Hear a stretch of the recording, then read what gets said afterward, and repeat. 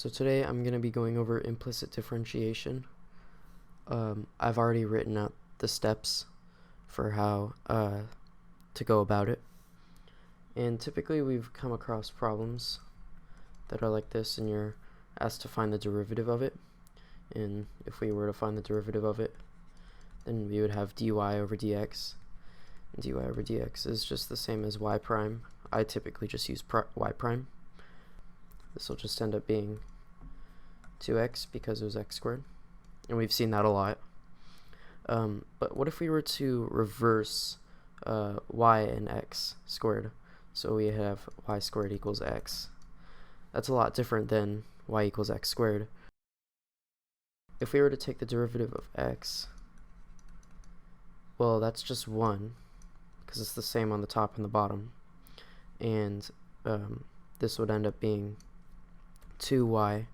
And we would also have to do the chain rule, so the derivative of y over dx, and that's the same as y prime.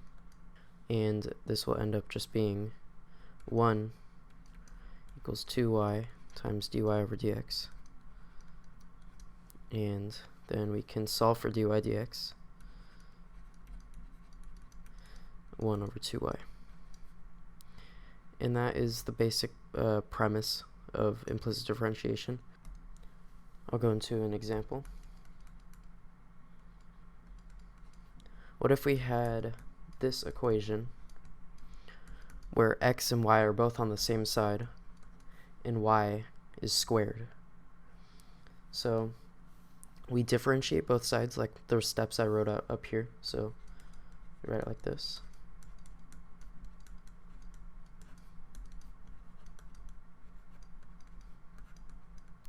And we can look over here. The derivative of a constant is 0 because of our constant rule.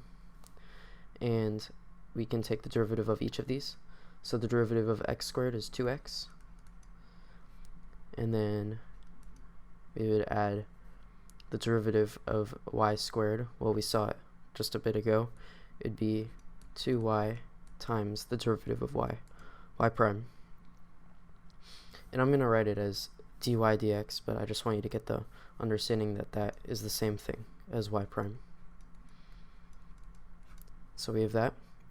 Now we need to collect the terms with dy dx on one side, and so we need this term to be on one side while 2x is on the other, so we can subtract 2x over. So we have 2y times dy dx equals negative 2x. And now we need to factor out dy dx. Well, we only have one term here, so it's already pretty much factored out. And then solve for dy dx, so we can divide by 2y. And so dy dx equals, this simplifies down to 1, so negative x over y. And that's the same as y prime equals negative x over y. I'll go into another example. This one is a bit more complex. So if we had x squared subtracted by xy, and we add y squared and set that equal to 7, now we have to differentiate. So let's just take it one step at a time.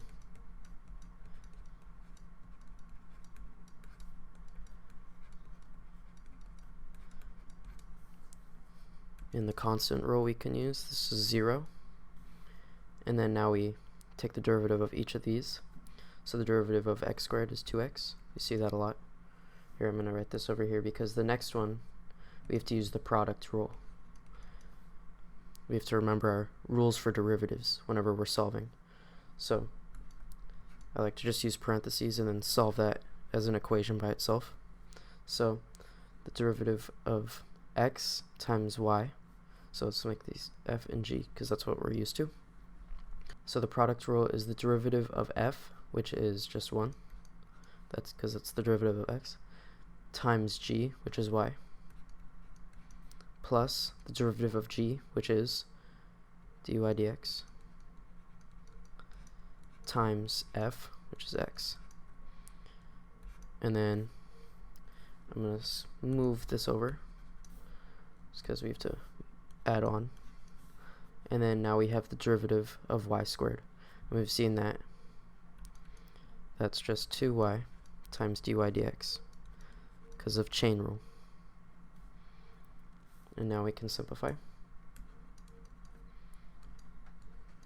We can distribute the negative in, so minus x times dy dx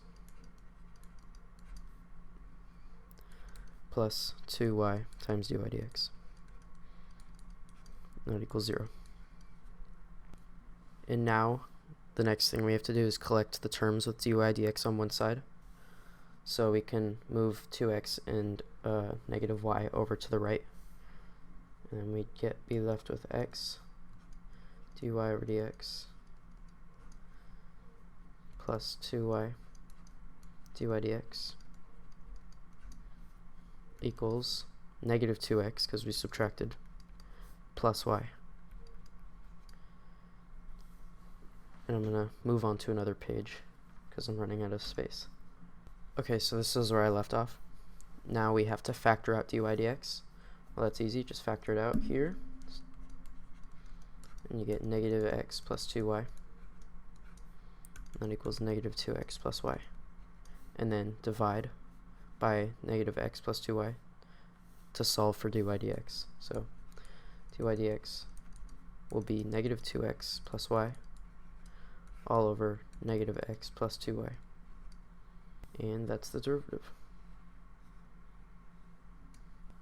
So thank you for watching, and I hope this helped.